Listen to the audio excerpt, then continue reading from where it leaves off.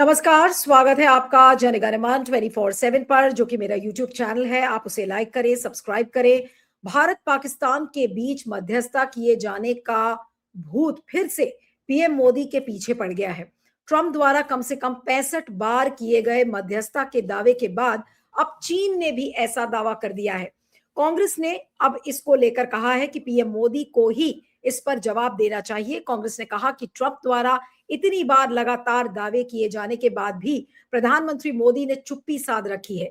विदेश मंत्रालय की ओर से किसी तीसरे देश की मध्यस्थता के दावे का बार बार खंडन किया गया है और कांग्रेस सवाल करती रही है कि यदि ट्रंप ने मध्यस्थता नहीं की है तो पीएम साफ कहते क्यों नहीं है कि ट्रंप साफ झूठ बोल रहे हैं। अब तो सवाल ये उठता है कि अब अगर आप देखें कि चाइना ने क्या कहा है तो उसका स्क्रीनशॉट अभी थोड़ी देर में मैं आपके लिए प्ले करूंगी उस खबर का।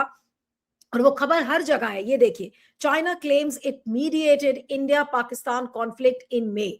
यानी कि बेजिंग वो सारी बातें अब कह रहा है जो डोनाल्ड ट्रंप कह रहे थे कि देखिए हमने इतनी सारी लड़ाइयां मध्यस्थता के जरिए खत्म की है, जिसमें कि भारत और पाकिस्तान का जो ऑपरेशन सिंदूर के दौरान जिक्र है वो भी कहा है कि मई में जो कॉन्फ्लिक्ट हुआ था भारत और पाकिस्तान के बीच में उसमें भी मध्यस्थता कराई है।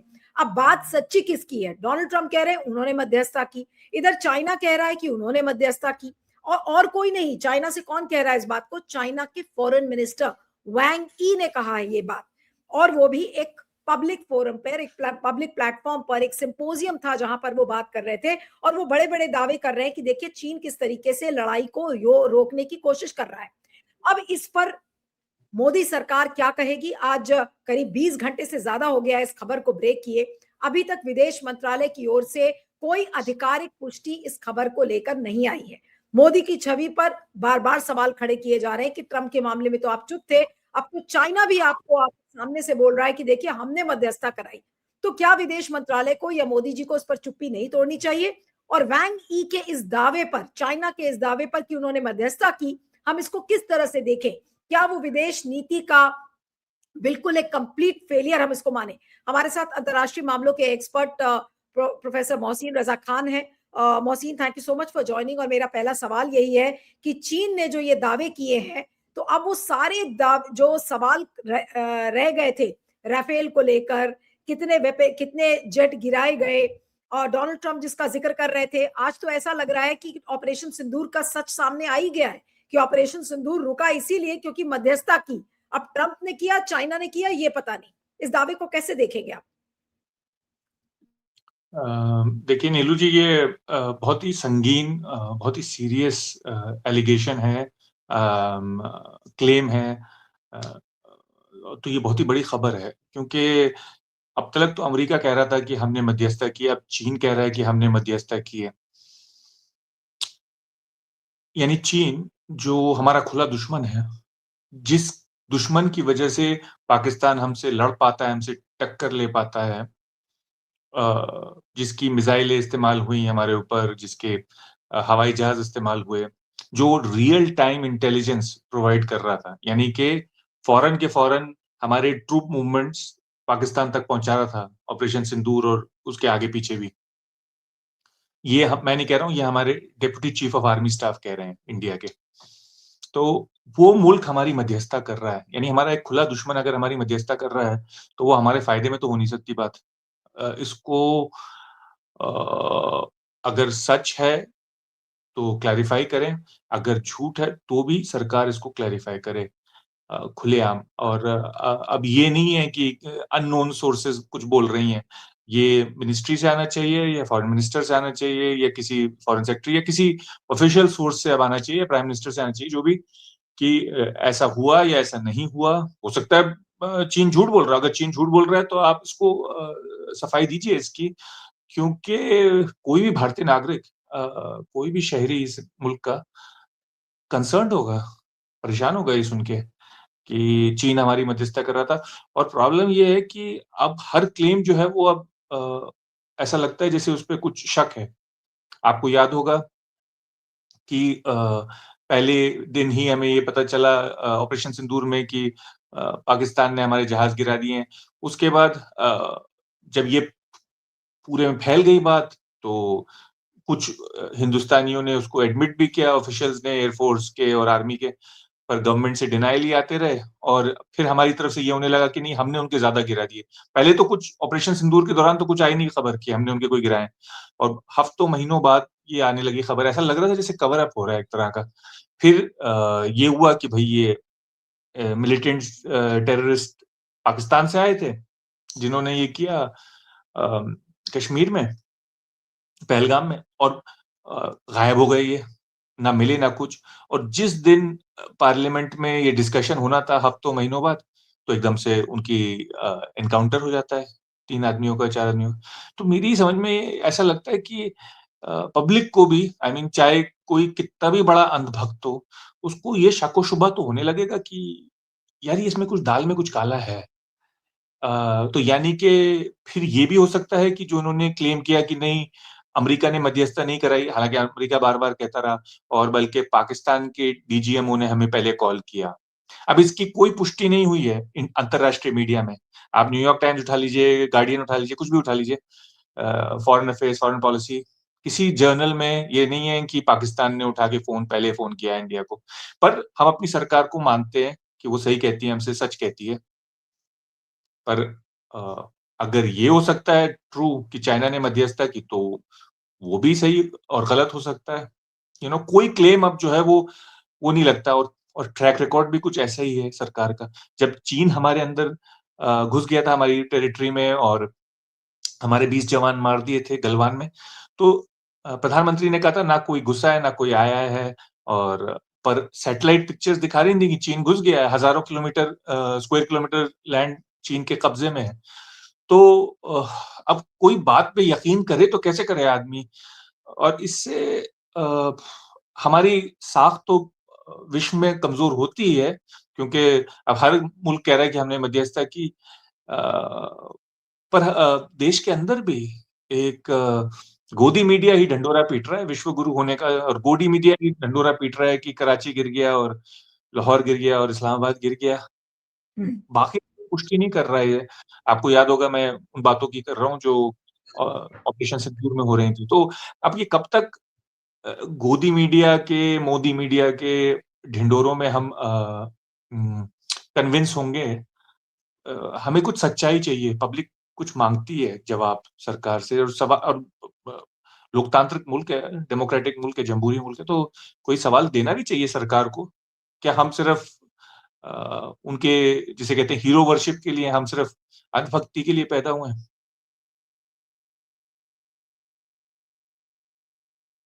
अब मैं, जयराम रमेश ने भी एक ट्वीट किया है, कांग्रेस के राज्यसभा सांसद है, उन्होंने एक ट्वीट लिखा है, उसको मैं आपको दिखाना चाहती हूँ। ये देखिए जयराम रमेश ने क्या लिखा है, बहुत महत्वपूर्ण है। President Trump has long claimed that he personally intervened to halt Operation Sindoor on May 10th, 2025.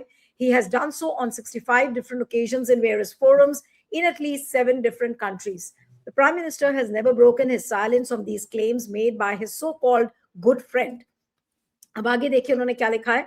Now the Chinese foreign minister makes a similar claim and says China also mediated. On July 4th, 2025, the Deputy Chief of Army Staff, Lieutenant General Rahul Singh, had publicly stated that during Operation Sindoor, India was actually confronting and combating China.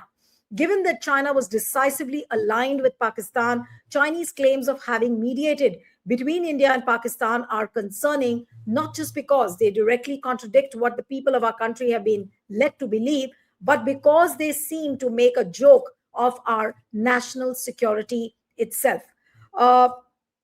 ये बातें उन्होंने लिखी हैं, and this claim must also be understood in the context of our relationship with China.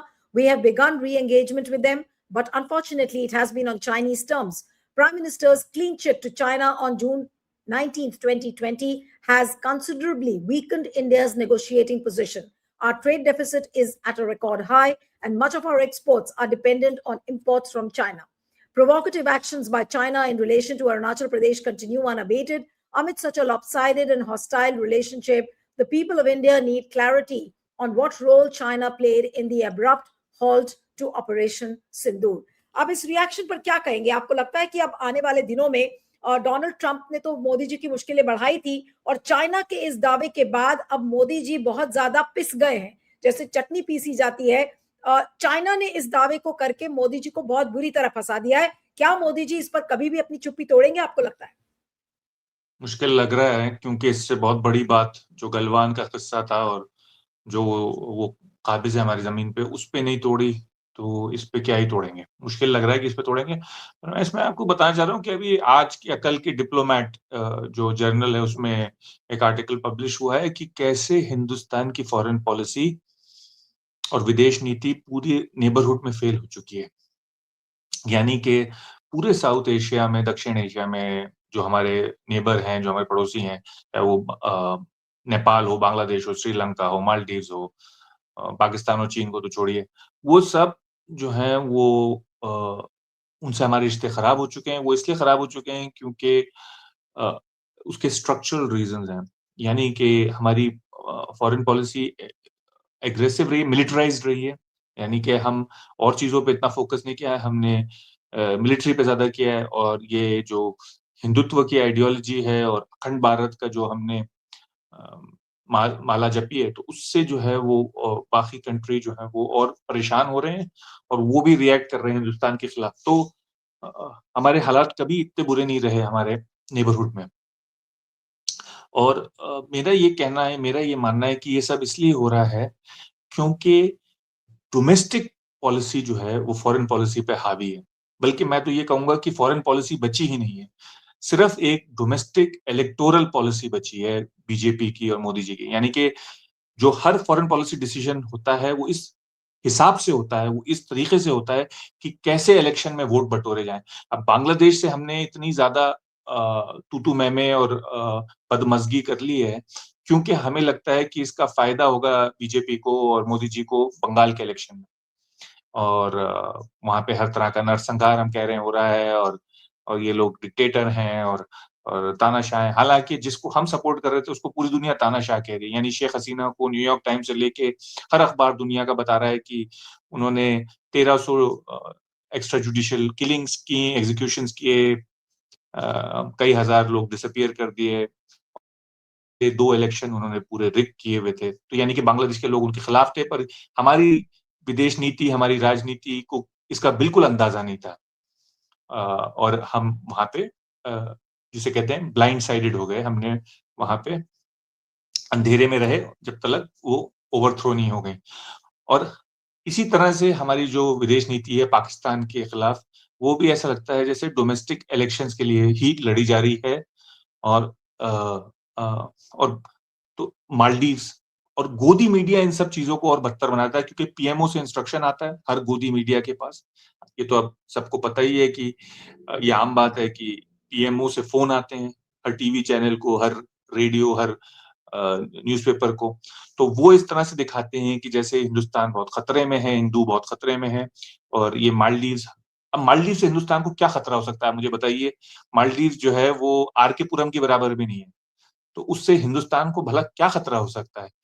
पर वो हमारा दुश्मन है, उसके खिलाफ हम बॉयकॉट शुरू कर देता है गोदी मीडिया गवर्नमेंट, और टूरिस्ट जाना बंद कर देते। अब वो सीधा का सीधा चीन की गोदी में आके बैठ गया है। इसी तरह से बांग्लादेश को भी हम धकेल के चीन की गोदी में बिठा रहे हैं। और वो बहुत ही खतरनाक होगा कि अगर चीन ने वहां पे बेस खोल लिए नेवी के, तो बे ऑफ बंगाल जो हमारा जिसे कहते हैं बैक वाटर था, उसमें भी चीन घुस जाएगा। अरेबियन सी में तो घुस ही चुका है क्योंकि ग्वादर में और दुकुम में और जिबूटी में हर जगह उन्होंने अपने अपने बेस बनाए हुए। अब जो बचा था बे ऑफ बंगाल, उसमें भी चीन घुस जाएगा। तो बांग्लादेश को हम उनकी गोद में ढकेल रहे हैं। बर्मा तो जा ही चुका है, म्यांमार तो जा ही चुका है उनकी गोद में। और उसमें वहां पे म्यांमार में तो अजीब बात है कि दोनों तरफ उनकी गोद में, रेबल भी उनकी गोद में, सरकार भी उनकी गोद में। श्रीलंका में वो मैसिव इन्वेस्टमेंट कर रहे हैं, हम्बेंटोटा से लेकर हर जगह, तो वो भी उनकी गोद में। और हम जो नहीं है उसको हम धकेल रहे हैं। तो ये क्या फॉरेन पॉलिसी है। आप बिल्कुल। या तो समझें कि ये बिल्कुल ही नौसिखिए है, पर मेरे ख्याल से ये सिर्फ नौसिखिए नहीं है। ये जान के ऐसा करते हैं ताकि इसका इलेक्शन में फायदा हो, बंगाल की गवर्नमेंट तख्ता पलट हो जाए, आसाम में जीत जाए। ये केरला में केरला फाइल्स की स्टोरी बनाएंगे, तो मूवी इंडस्ट्री पे भी प्रेशर बनाए हुए हैं, टीवी पे भी प्रेशर बनाए हुए हैं कि अपना प्रोपेगेंडा इसको फॉरवर्ड करें। मतलब जैसे और कि सलमान खान की जो नई मूवी आने वाली है, जिसमें कि गलवान वैली में जो झड़प हुई थी, उसको लेकर एक पूरी मूवी बन गई है।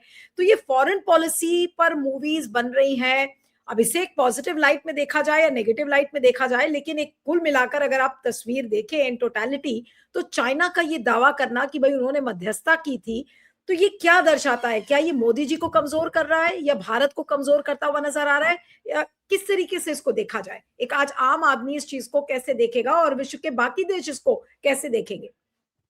हाँ, मोदी जी को ही कमज़ोर किया जा रहा है, पर प्रॉब्लम ये है, और हिंदुस्तान को भी, हिंदुस्तान की भी तौहीन कर रहे हैं। पर अब ये है कि उसको गोदी मीडिया ऐसे स्पिन करेगा, ऐसे चढ़ाएगा चम्मच, कि आपको लगेगा कि हिंदुस्तान जीत गया। सिर्फ़ आपको लगेगा क्योंकि आपके ड्राइंग रूम में ये गोदी मीडिया के चैनल आते हैं, यानी हिंदुस्तान के अंदर। बाहर कोई ये नहीं समझ रहा, बाकी दुनिया में।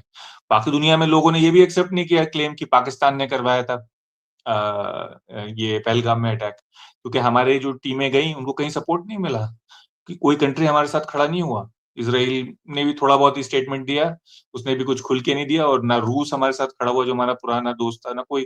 तो कोई कन्विंस नहीं हो रहा। वो कह रहे हैं ये आपका अंदरूनी मामला है, कश्मीरियों ने किया होगा। किसी ने भी बाहर ये नहीं माना कि ये पाकिस्तान से आए थे और मार के चले गए। तो आपका साथ कोई खड़ा हुआ नहीं है। आपने जैसे ये बात कही ना अभी, सलमान खान की फ़िल्म जो गलवान में बन रही है, उस फ़िल्म की आलोचना की ग्लोबल टाइम्स ने, जो चाइना का माउथपीस है गवर्नमेंट का, पेपर है, कि आप ये ड्रामे करके, झूठा-सच्चा दिखा के आप सच्चाई को बदल नहीं सकते, सलमान खान की फ़िल्म पे उन्होंने कहा। इसके बदले में कोई जवाब नहीं आया हिंदुस्तान से, यानी कि हम चुप्पी वहाँ पे भी हमने बाँध ली। तो अ, मुझे तो ये लग रहा है कि ये जो क्लेम किया है चीन ने कि हमने मध्यस्थता की, अब ये मेरी समझ में नहीं आ रहा क्या मध्यस्थता की है? क्या मध्यस्थता का मतलब ये है कि उन्होंने पाकिस्तान के ऊपर प्रेशर डाला, या पाकिस्तान और हिंदुस्तान दोनों के बीच में प्रेशर डाला, या दोनों को फ़ोन किया? ये कुछ क्लियर नहीं है, क्योंकि चीन ने साफ सफाई दी नहीं है। हिंदुस्तान मानने को तैयार नहीं है, कोई सफाई बात नहीं बताते। कुछ तो मतलब साफ बताएँ कि भैया चीन का कोई हाथ नहीं था, या तो साफ-साफ बताएँ। या बताएँ कि हाँ, चीन का इतना हाथ था, ताकि हमें पता तो चले कि क्या हाथ था।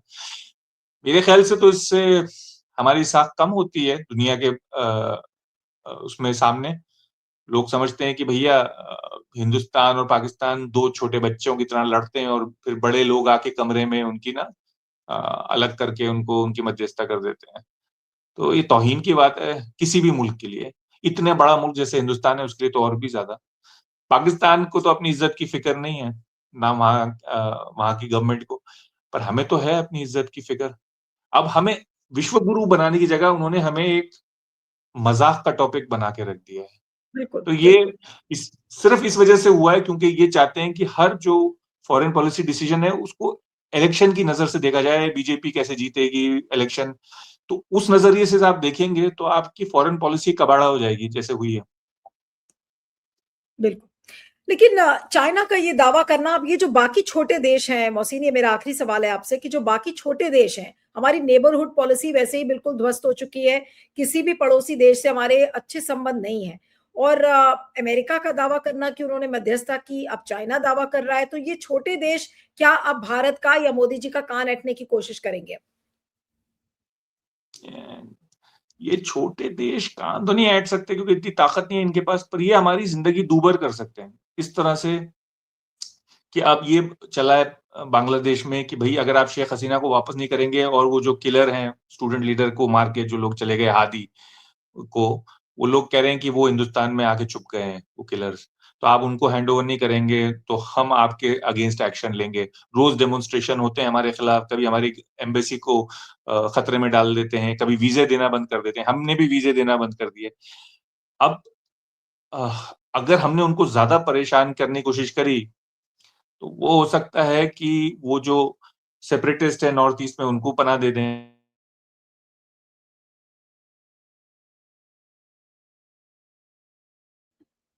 आपकी आवाज़ बीच में चली गई है, मोहसिन।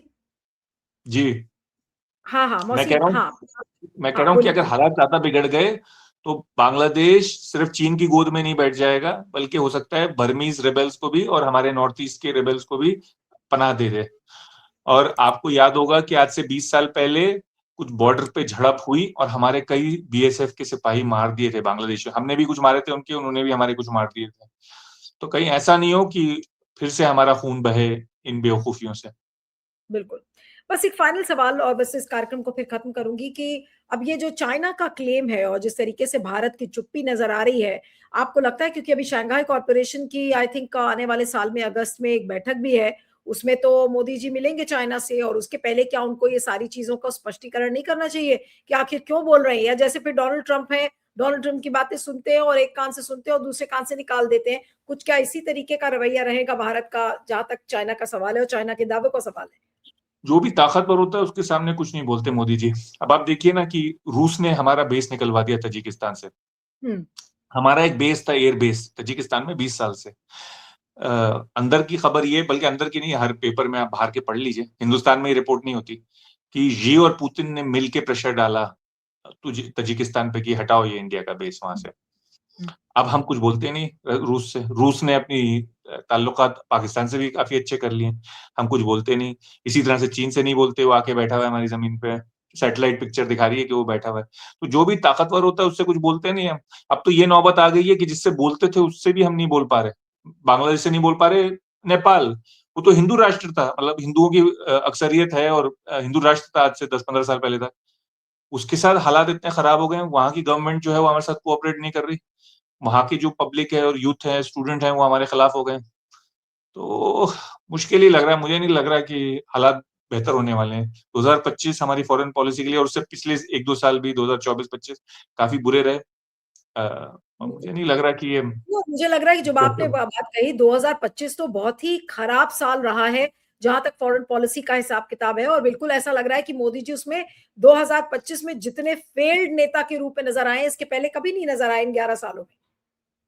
हाँ, पहले छुपा लेते थे थोड़ा बहुत, जैसे इन्होंने छुपा लिया वो चीन के साथ जो हुआ 2020 में। पर अब डोनाल्ड ट्रंप तो हर चीज खुल्लम खुल्ला करते हैं ना, तो वो तो अब छुपा नहीं सकते आप, वो तो जाहिर है। दूसरी बात ये है कि इतने बड़े बड़े विस्फोट हुए नेपाल और बांग्लादेश में कि उसको भी आप छुपा नहीं सकते। पाकिस्तान के साथ भी सिंदूर में, चलो पाकिस्तान के साथ तो पब्लिक का, हिंदुस्तान की पब्लिक का सपोर्ट था। पर ये बाकी विस्फोट तो हिंदुस्तान की पब्लिक की समझ में नहीं आ रहा ये हो क्यों रहे हैं इतने सारे। कभी श्रीलंका में हो जाता है, कभी यहाँ हो जाता है। हम तो यहाँ के धुरंधर थे साउथ एशिया में।